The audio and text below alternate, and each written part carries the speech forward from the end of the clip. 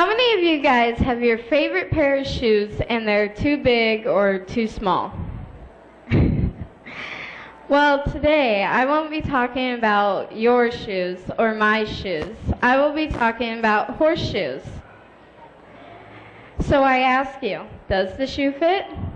Hello, my name is Shelby Dunbar. I'm 14 years old and I'm with the Jefferson Lead Jades of Madison County. Today, my presentation is on horseshoeing.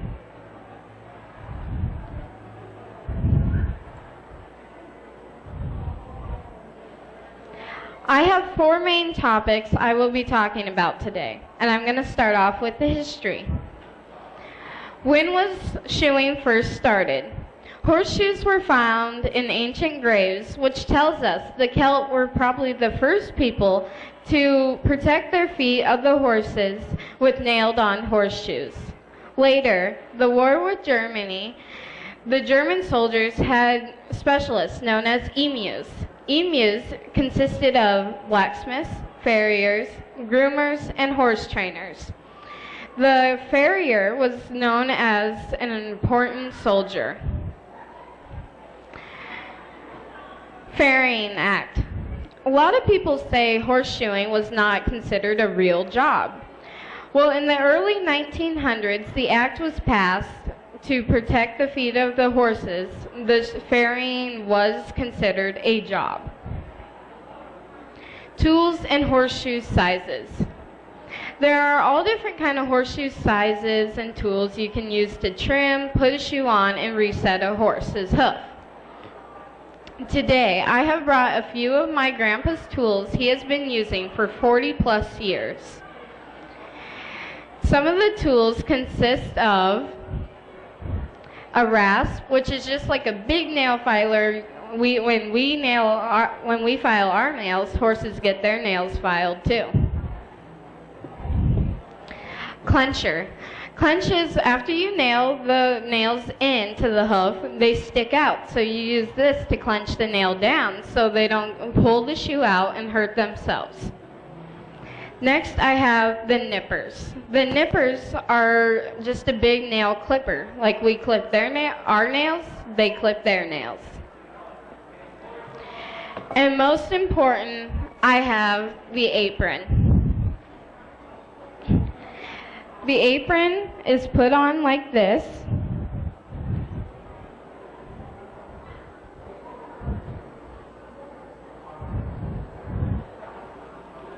You would clip here and here. It's a little big. The pad, there's extra padding on the sides where the horse's leg is placed. So in case they put more pressure on, it's softer for you. And in case you accidentally nail the horse, it won't go into you.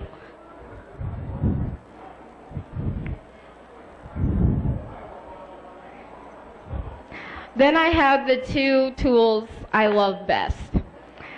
I have the hoof pick. The hoof pick is what I use to clean out my horse's hoof, which is the most easiest thing to do. Then I have the hoof knife. The hoof knife is to trim the frog of the horse. The frog is the middle section right here. People say horses have 7 hearts. One of the hearts is the frog. Every time the horse steps, the frog pumps blood back up into the horse's leg. You always want to keep that trim shortest.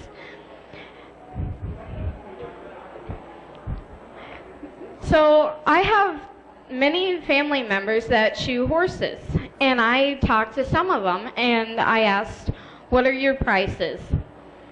For a reset, for a trim, which is just trimming their nails, keeping them nice and short, they said it's $35.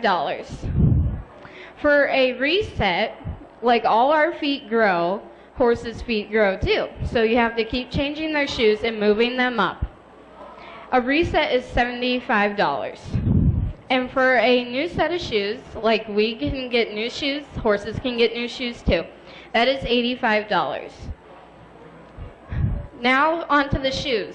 There's all different kinds of types of shoes, all different sizes. And some of the shoes are an aught, which is the biggest, a double lot, and a triple lot. And then there's 1 and 2 for really big horses. My horse wears a double lot, which it's regular size for a horse his size, which is he's pretty good size. So the prices for them, for a 25-pound box, it is $50. And for nails, what keeps the horse's shoe on their hoof? You use nails. For 400 nails, it is $14, which is pretty good price for that many nails.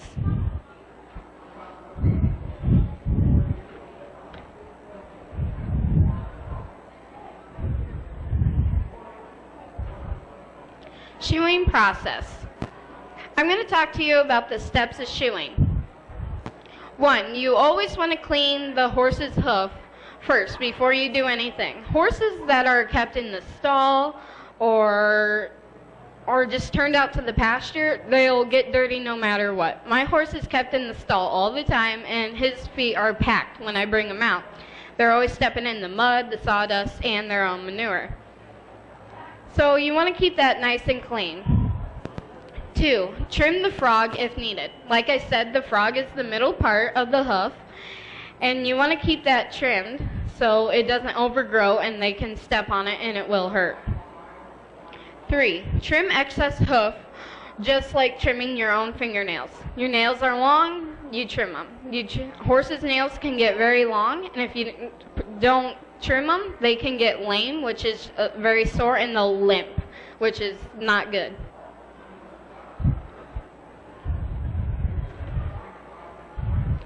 Step 4, level the hoof with your rasp. Like I said, filing your own fingernails, you want to file theirs, and you want to lay your rasp across the bottom of their hoof and make sure it's level.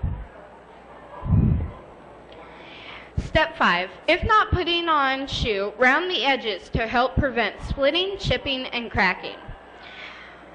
Because we live in Iowa, there's all different kinds of ground, and since we have no rain, the ground's been very hard, and the horses' hooves are splitting and chipping. We keep our horses' hooves trimmed, and they still split a lot, so you have to really watch that.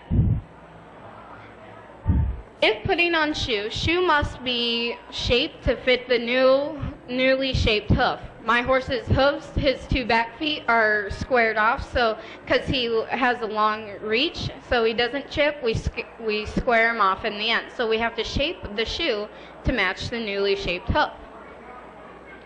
Step 6. At this point, proper nailing and clenching will take place if putting on shoe. Now, nailing, you figure just nail a nail into the hoof of the horse. You want to make sure you nail it just right, because if you hit a spot on the horse will let you know, and it does hurt if you do get kicked. Common shoeing mistakes. A lot of mistakes you see are going unshod. You want to shoe your horse every 4 to 6 weeks, depending on the use of the horse. Nailing the nail in too deep can hurt the horse. Clipping the horse's nails back too far, they have a quick and they will bleed, just like we would or any other animal. So you just want to make sure you keep up with their trimming and everything so they have beautiful hooves to show off. In conclusion, I have talked today about history, tools, prices, and the process of shoeing, and common shoeing mistakes. My sources are www.horseandhorseinformation.com, KentuckyHorseshoeingSchools.com, Horseshoes.net, my grandfather, Jack Prunny of Lorimer, Iowa, and my uncle, Scott Prunny of Adel, Iowa. Are there any questions? Yes. Have you ever thought about trying to shoe a horse yourself? Question asked, have I ever thought about trying to shoe a horse? No. As far as I'll go is I'll clean the hoof, that's all. Are there any more questions? Question asked, why not? since, like I said, I have family members that shoe horses, and they shoe up to 35 a day depending on what they're doing. And when I see them after that, they're just drenched in sweat. Some will not stand for them. They're kicking. So I've had, my grandfather said one horse reared up and went over backwards and hit his head just right and it died. I don't think I could take that. Any more questions?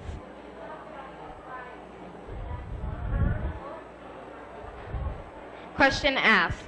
When I talk about the price, is it per hoof or total? It is total. Are there any more? So if you put shoes on a horse, you need to, if you're showing a horse or not showing a horse, you always have to keep shoes on year round? Question asked. If I'm showing a horse, do I need to keep shoes on year round? I show my horse starting in April, May, and I show up until October, late October, early November.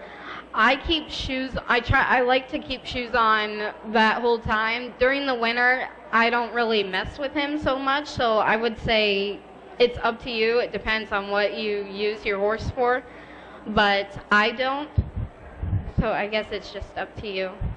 Are there any more questions? When would I? Question asked, when would I not shoe?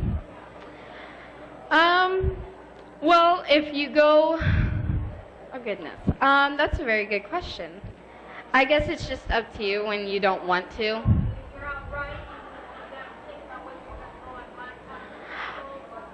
Okay, when you're going on rock or asphalt or pavement, try to keep your horse's shoes on because that does wear down on their hoof. And if you're going on rock and you do not have shoes on your horse, that's their bare feet. So just think of our bare feet walking on that, and they can get lame, and that would hurt them. Question asked, how do I shape the shoe? I take an anvil. We have an anvil, which is a big black metal thing. And we take a horseshoeing hammer or any type of hammer, and you just keep hammering down on that until it shapes your horse's hoof. Are there any more questions? If there are no more questions, this concludes my presentation. Thank you.